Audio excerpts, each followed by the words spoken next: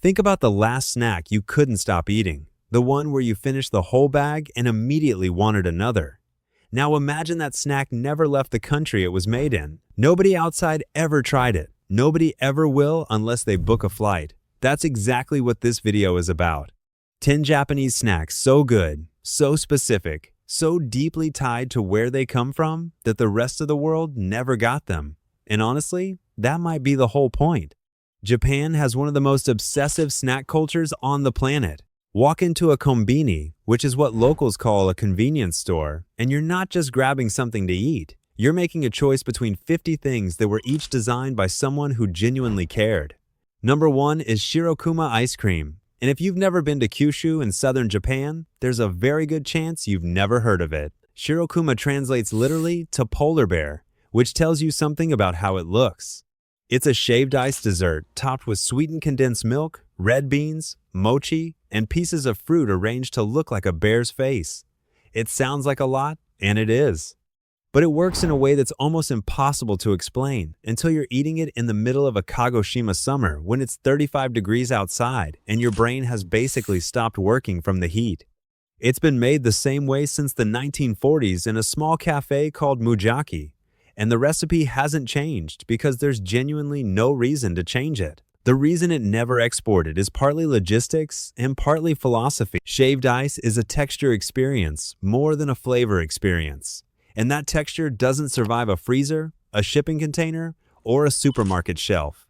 You have to be there. Number 2 is umaibo, which is technically available in a few Asian grocery stores outside Japan, but has never once broken into mainstream snack culture anywhere else. And that's a genuine mystery. It's a puffed corn stick about the size of a small flashlight. Incredibly light, incredibly crispy, and it comes in flavors that range from takoyaki to mentaiko to natto, which is fermented soybeans, to salami to cheese to curry. It costs 10 yen. That's less than 10 cents. It has been 10 yen since 1979, and the company has refused to raise the price, which at this point feels like a philosophical statement.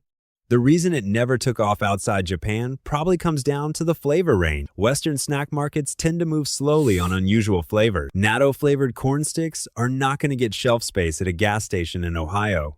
But the people who know umaibo tend to feel strongly about it in a way that's hard to explain to someone who hasn't tried one. Number 3 is mitarashi dango. And this one might surprise you because it looks simple enough that you'd expect it to be everywhere. It's skewered mochi balls glazed with a sweet soy sauce syrup. Slightly charred on the outside, chewy and dense on the inside, with that glaze that's simultaneously sweet and salty and faintly smoky. It's sold at festivals, at temple stalls, at train station kiosks, at specialty shops that have been making it the same way for generations. The reason it hasn't traveled is probably that fresh mochi doesn't keep well, and the experience of eating it fresh off a grill is essentially the whole point. A packaged version exists, but it's a shadow of the real thing. This is one of those snacks where the location is half the flavor. You're eating it at a matsuri, with lanterns overhead and the smell of yakitori in the air. And that context is doing a lot of heavy lifting. Drop in the comments, have you ever had a food that tasted completely different the second time because the setting wasn't the same? Number 4 is Yuki no Yado, a rice cracker made by Senko Seika that is almost unknown outside Japan, despite being one of the most quietly perfect snack achievements in the country. The name means snowy inn.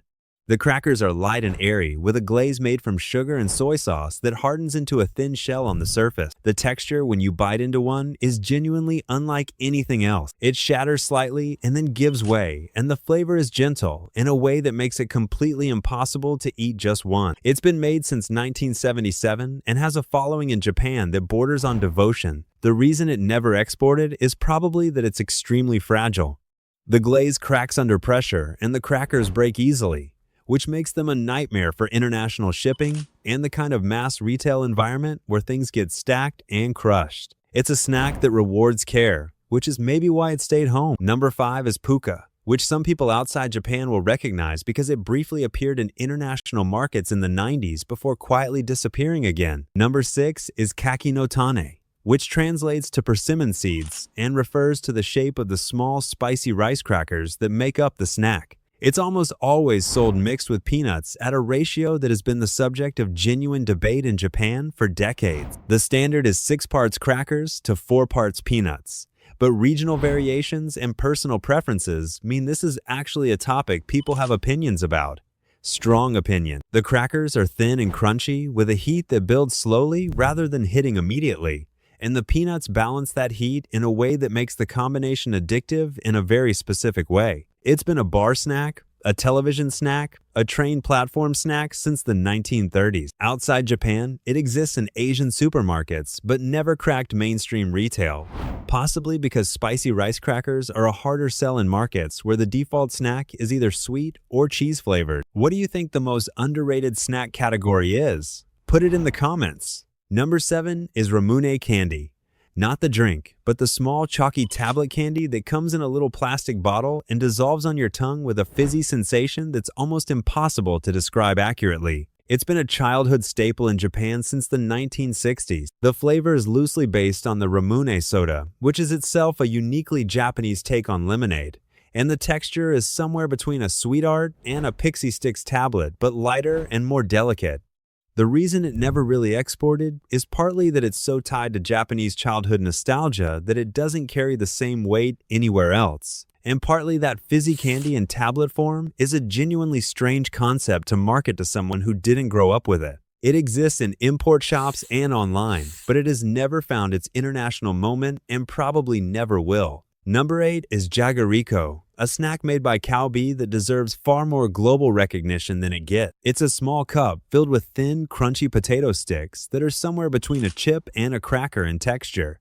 And it comes in flavors like salad, cheese, butter potato, and a seasonal lineup that changes throughout the year. The texture is the thing. It's crispy but not fragile, light but not airy, and it has a density that makes it satisfying in a way that regular chips sometimes aren't. In Japan, it's also famously used as a base for a DIY mashed potato dish, where you pour hot water into the cup, wait a few minutes, and stir. People take this very seriously. It exists in some Asian grocery stores internationally, but never made the jump to mainstream retail. Possibly because the cup format and the flavor range don't map neatly onto what Western snack buyers expect to see on a shelf. Number 9 is Funwari Meijina, a corn puff snack with a texture so light it almost feels like eating flavored air.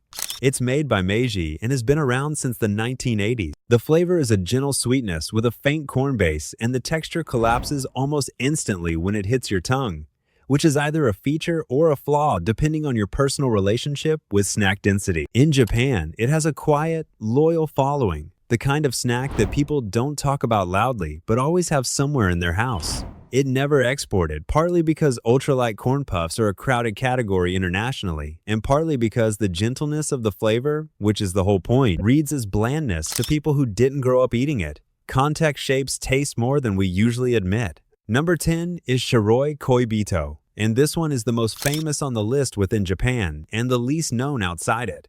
It's a biscuit sandwich from Hokkaido made by Ishiya with a thin long dachat cookie on each side and a layer of white chocolate in the middle. The name means white lover. It's been made since 1976 and is one of the most purchased omiyage, which means souvenir gifts, in all of Japan. Tourists going to Hokkaido buy boxes of it to bring back to colleagues and family. It is taken seriously as a gift, in a way that very few snacks anywhere in the world are taken seriously as gifts. The reason it never exported commercially is that it's been deliberately kept regional.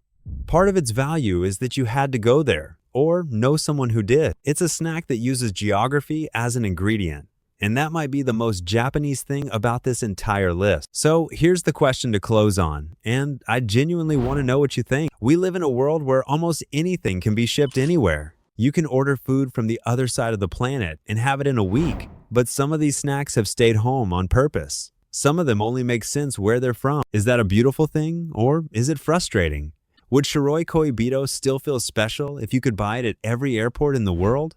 Drop your answer in the comment. And if you've tried any of these, tell me which one and where you had it, because that's the part of the story I can't tell for you.